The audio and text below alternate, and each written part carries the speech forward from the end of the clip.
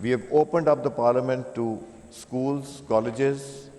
We have, I think, exceeded about 3,000 internees from the National Assembly of Pakistan representing all provinces. We have also offered courses for other parliaments who have already undergone some courses to come to Pakistan Institute of Parliamentary Services to obtain whatever knowledge we have. It is this phenomenon of collaborative governance, ladies and gentlemen, which can enable our respective struggling democracies to win over the confidence of our electorate and at the same time check the onslaught of fake news and disinformation. My country, Pakistan, presents an ideal case study in this regard, where our nascent democratic order is successfully struggling to answer the challenges of poverty, climate change, digital transformation, public health on one hand, and confront the onslaught of digital decay by invoking the two fundamental dictums of collaborative governance, namely consensus building and collaborating network.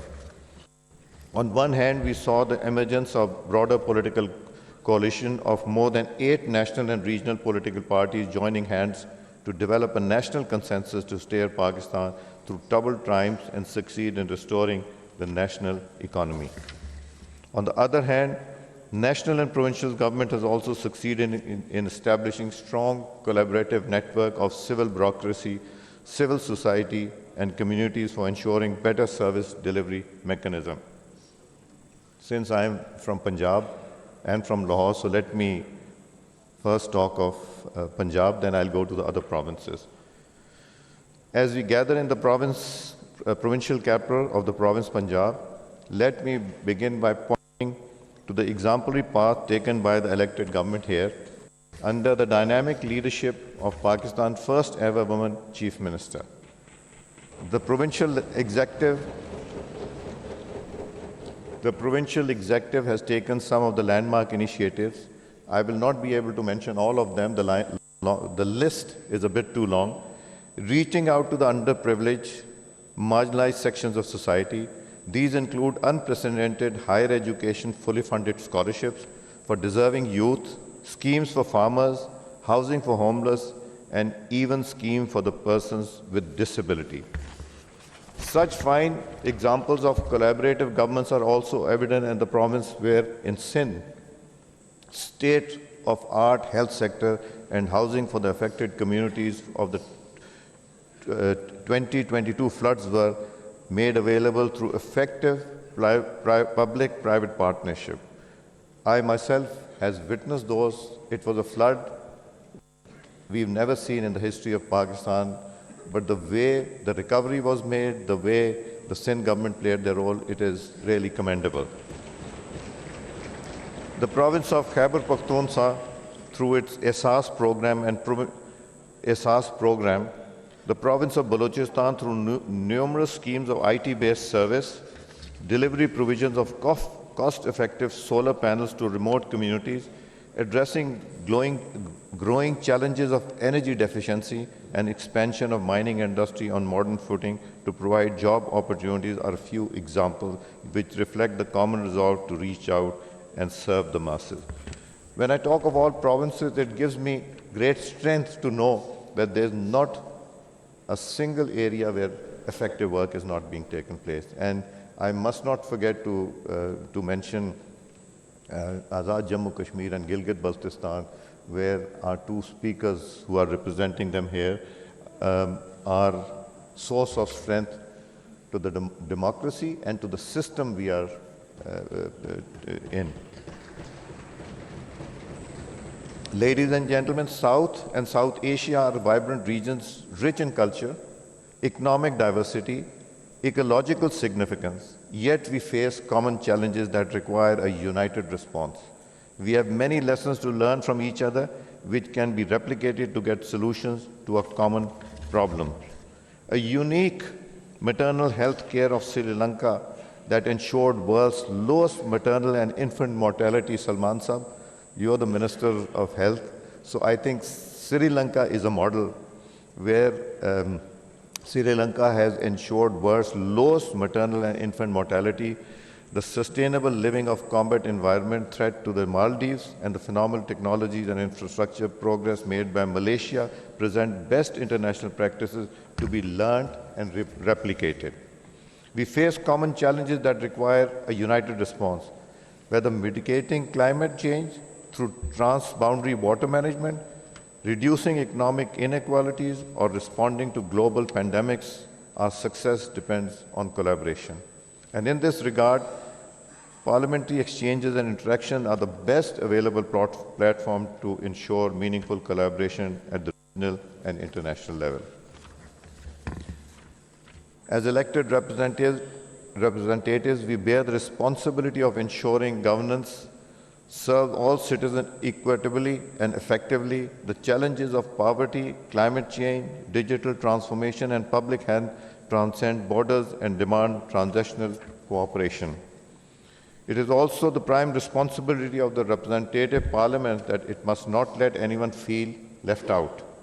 Pakistan's federal and regional legislatures have further demonstrated this commitment to inclusive governments by establishing parliamentary forums like the Sustainable Development Goals Secretariat, which is established in the National Assembly since 2014.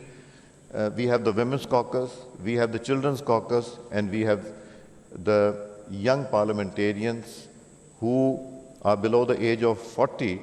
So I think we have a huge number sitting here who are ministers also to be part of that. It is a manifestation of a shared belief that our nation's economic growth must be inclusive, empowering, marginalized, and providing equitable opportunity to all. This morning, the Executive Committee of the CPA Asia took a landmark decision instituting a permanent secretariat of the CPA Asia to be based in the National Assembly of Pakistan. This decision will bring discipline, institutional memory, and record keeping to our fraternity in CPA Asia. On behalf of the National Assembly of Pakistan, I assure this August forum our complete consideration. Ladies and gentlemen, let us devise a joint strategy for tackling climate change, ensuring regional peace, connectivity, and inclusive economic development. It is our duty as legislators to proactively enact laws, prioritization of clean air, resilient urban planning, and sustainable regional resource management. We must build consensus on environmental policies, promote cross-border conversation of projects, ensure sustainability remains central to our legislative agenda. Our legislators must regulate artificial intelligence. It's good, but it's scary at times also. Expand digital access and ensure responsible governance of emerging technologies. We must also legislate resilient health care and inclusive education, equipping future generations with skills to thrive in an evolving world. This conference must pave way for innovative solutions, enduring cooperation for an inclusive, resilient, and sustainable future. But dialogue alone is not enough. We must act. We must translate our collective vision into meaningful reforms. Malik Ahmed Khan Sahab, I really thank you for getting everyone together. I think the next few days are going to be extremely important. How we want to shape our region, how we want to move forward, because CPA is not only a goal, it is IPU also, Inter-Parliamentary Union, where we need to strengthen and take the provinces on board, engage the provinces in exposing them to international conferences as IPU also.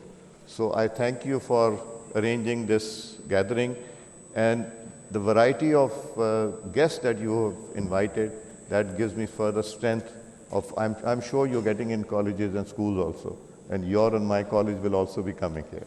I thank you all.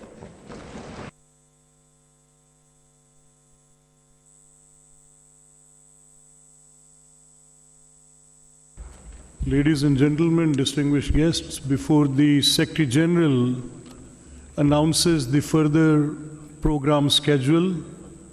I would take this as an opportunity with immense pleasure to announce, as the Speaker National Assembly already mentioned, that we have worthy speakers of Gilgit-Baltistan present in the House, Mr. Nazir Ahmed, and worthy speaker of AJK Assembly. Both are present in the House, and the Executive Committee of the CP Asia region, along with East Asia, in that Executive Committee meeting, has approved of their long-standing demand to be, as an observer status, to be part of the CPA. Now, I would request on the further program to be detailed in before the delegates. Thank you, sir. I need your kind attention, please. Jummah prayers will be conducted at 1:30 p.m. Adjacent in the special enclosure to the Mosque of Assembly. Following this, you are all invited to join us for lunch hosted by the Honorable Deputy Speaker, Punjab Assembly, in the front lawns. After the Jummah and lunch break, please come back right here for the last event of the day, a plenary session which will commence at 2:30 p.m. sharp in this